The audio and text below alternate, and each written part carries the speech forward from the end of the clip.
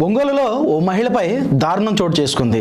SI Ramesh Babu ఓ మహిళపై దాష్టీకానికి పాల్పడ్డాడు.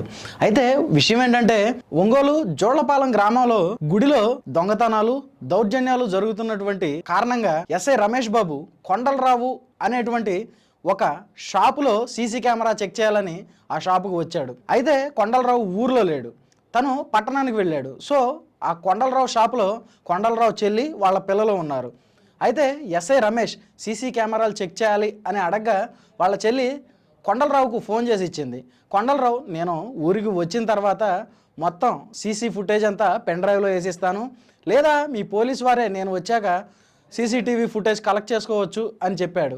అయితే ఇలా అనడానికి గల కారణం ఏంటంటే, గతంలో ఇదే ఎస్ఐ కొండలరావుకు ఏదో కేసు విషయంలో తన వైపు న్యాయం చెయ్యకపోగా తన మీదే నిందలు వేశాడని కొండలరావు వాపోయాడు.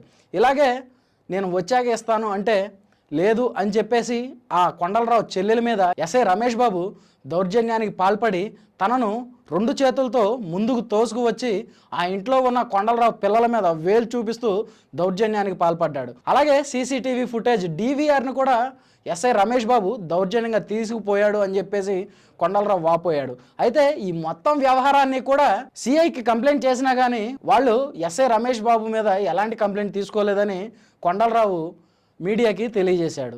అయితే ఈ సీసీటీవీ ఫుటేజ్లో జరిగినటువంటి మొత్తాన్ని కొండలరావు సోషల్ మీడియా ద్వారా వెల్లడించారు. ఇప్పుడు ఈ వీడియో సోషల్ మీడియాలో వైరల్గా మారుతుంది. మరి ఇలాంటి దాష్టీకం దౌర్జన్యం చేస్తున్నటువంటి ఎస్ఐ రమేష్ బాబు వాళ్ళ మీద మీ అభిప్రాయం ఏంటి? కామెంట్ రూపంలో తెలియజేయండి.